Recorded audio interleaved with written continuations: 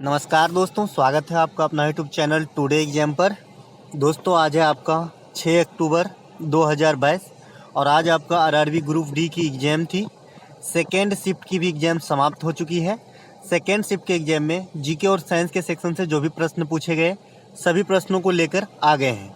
दोस्तों एक प्रश्न पूछा गया था, ब्लीचिंग पाउडर का निर्माण कैसे होता है। दोस्तों मैंने पहले ही बताया, bleaching powder, plaster of Paris, इन सब की निर्माण आपको देख लेना है और मैंने पीडीएफ में भी दे दिया है। तो ब्लीचिंग पाउडर का निर्माण जो है, जब बुझा हुआ चूने पे क्लोरीन गैस को प्रवाहित किया जाता है तो ब्लीचिंग पाउडर का निर्माण होता है, जिसे विरंजक चूर्ण भी कहा जाता है। अब ब्लीचिंग चूर्ण का जो रासायनिक सूत्र है ये आपका CaOCl2 होता है, जिसे कैल्शियम हाइपोक्लोराइट कहा जाता है।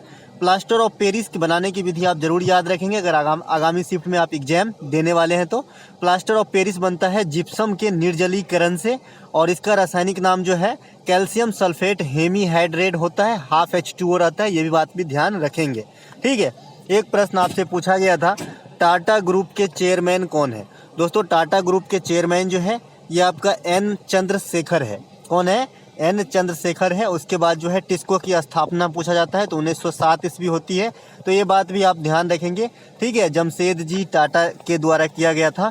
इसके अलावा एक प्रश्न आपसे पूछ लिया गया था, वर्ष 2022 का द्रोणाचार्य पुरस्कार किसे दिया गया। 2021 का, क्योंकि 2022 का अभी नहीं दिया गया है, तो 2021 का द्रोणाचार्य पुरस्कार जो है 10 कोच को दिया गया है। ये कोच का नाम इस प्रकार है, प्रीतम रानी है ना। उसके बाद जो है आपका राधा कृष्णन नायर एथलेटिक्स में, संध्या गुरगंग बॉक्सिंग में। तो इनमें से जो भी नाम होगा ये पीडीएफ आपको टेलीग्राम पे मिल जाएगा, जो भी नाम रहा होगा वो राइट आंसर हो जाएगा। अगर किसी पार्टिकुलर खेल में बात की होगी तो फिर आपको पार्टिकुलर खेल के हिसाब से बात करना पड़ेगा। जैसे क्रिकेट में सरकार तलवार को दिया गया है। द्रोणाचार्य पुरस्कार की बात कर ले तो इसकी शुरुआत 1985 में होती है। दोस्तों मैं घर से बाहर हूँ, ट्रेन में हूँ, ड्यूटी के लिए जा रहा हूँ। जैसा कि मैंने पहले से भी बताया था, मैंने आज ही आया हूँ। इसकी शुरुआत 1985 में हुई थी और जो ये जो है आपका द्रोणाचार्य पुरस्कार ये सिर्फ प्रशिक्षक को दिया जाता है, किसी खिलाड़ी को नहीं दिया जाता खेल खेलने के लिए। ये प्रशिक्षित जो करते हैं प्रशिक्षक कोच को दिया जाता है। ठीक है, इसके अलावा एक प्रश्न पूछा गया था, राज्यसभा का सभापति कौन होती है। ये काफ़ी सिंपल सा प्रश्न है, तो ये उपराष्ट्रपति होते हैं। राज्यसभा के सभापति वर्तमान में उपराष्ट्रपति जो है जयदेव धनखड़ जी हैं। तो आपको क्या समझना चाहिए हुबली जोन वालों के लिए कि जो सिंपल क्वेश्चन है वही रिपीट हो रहे हैं। जैसा कि मैंने फर्स्ट शिफ्ट का एनालिसिस करवाया तो काफ़ी जो है एक्स्ट्रा फैक्ट से अधिकांश क्वेश्चन थे मेरे, और यहाँ भी काफ़ी एक्स्ट्रा फैक्ट जो मैं ऐसे मौखिक रूप से तो कभी किसी न किसी रूप में कर ही देता हूँ व्याख्या। तो ये यहाँ पे जो है उपराष्ट्रपति होते हैं। वर्तमान में उपराष्ट्रपति कौन है? जयदेव धनखड़ जी हैं। और ये आपका जो है इससे पहले पश्चिम बंगाल के राज्यपाल थे। इससे पहले आपने देखे कि प्रथम शिफ्ट में पश्चिम बंगाल का राज्यपाल पूछा गया था जो ला गणेशा अतिरिक्त प्रभार में है। यहाँ पे एक प्रश्न है, एक्स्ट्रा फैक्ट है, वर्तमान में राज्यसभा के महासचिव कौन है? तो पीसी मोदी है, प्रमोद चंद्र मोदी है। राज्यसभा के सांसद बनने हेतु न्यूनतम उम्र सीमा जो है 30 वर्ष है और लोकसभा में 25 वर्ष है। राज्यसभा को अपर सदन कहा जाता है। इसके जो कार्यकाल होते हैं अस्थायी होता है, यानी कभी भी समाप्त नहीं होता है।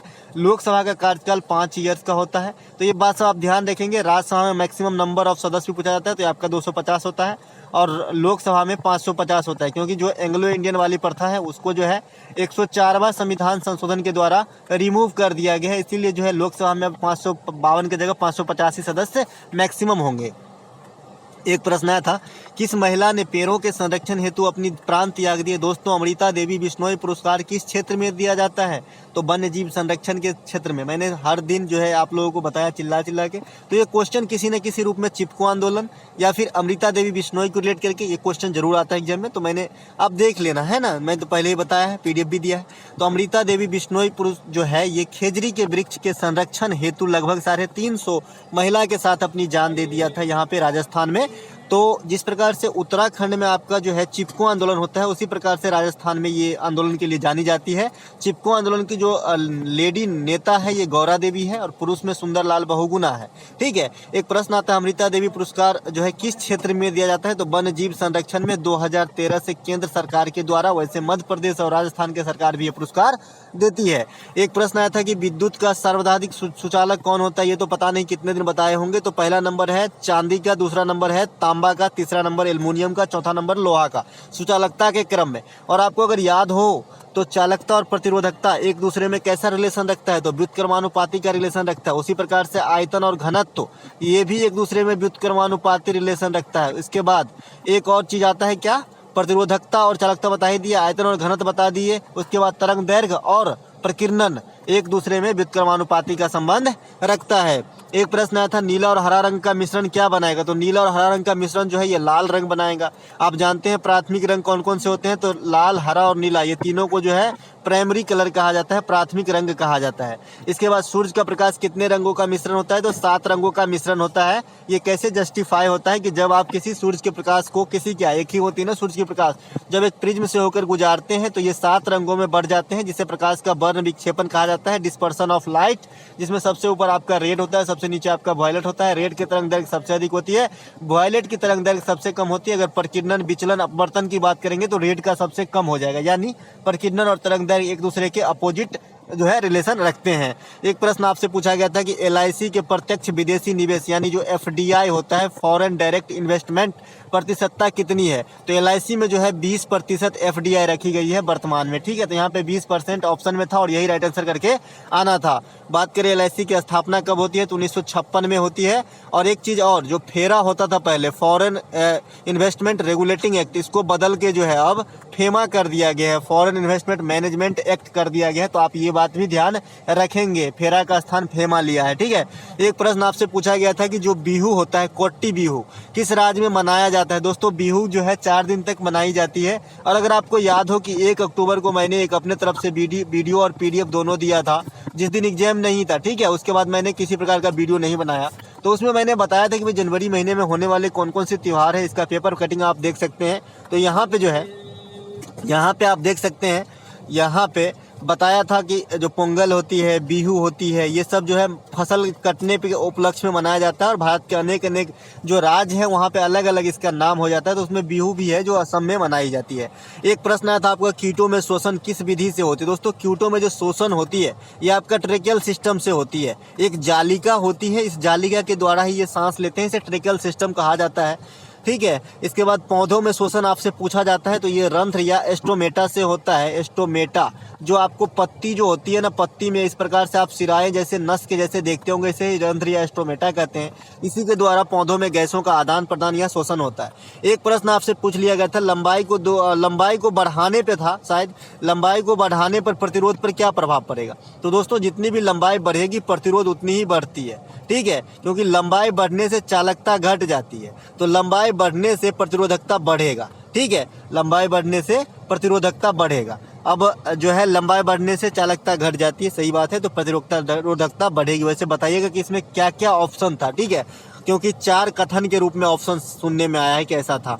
एक प्रश्न आया था कि IMF किस प्रकार का लोन प्रदान करती है। अब IMF वाली क्वेश्चन में मैं 100% नहीं बताऊंगा कि यही प्रश्न था, लेकिन IMF और लोन को रिलेट करके क्वेश्चन था।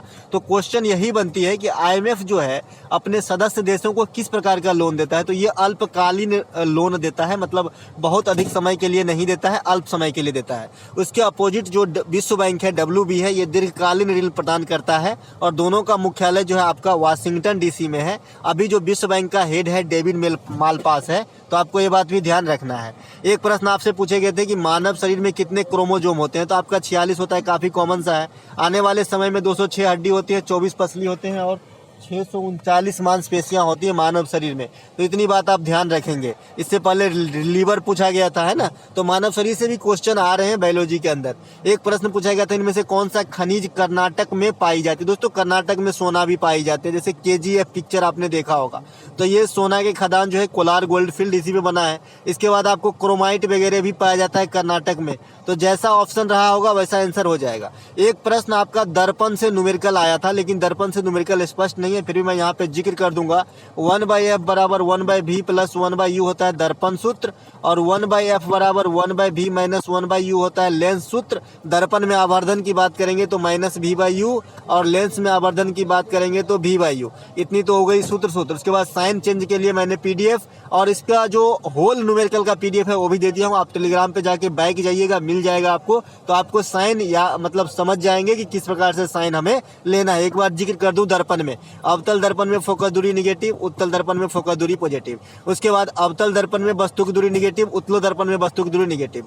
अवतल दर्पण में थोड़ा कंडीशन, और उत्तल दर्पण में जो प्रतिबिंब की दूरी भी होती है हमेशा पॉजिटिव। अवतल दर्पण में कंडीशन है, जब काल्पनिक बने तो पॉजिटिव, वास्तविक बने तो निगेटिव। तो इतनी बात आपको ध्यान रखना है। आई होप दोस्तों आपको अच्छा लगा होगा तो लाइक कर लीजिएगा। मिलेंगे एक नए वीडियो के साथ, तब तक के लिए जय हिंद।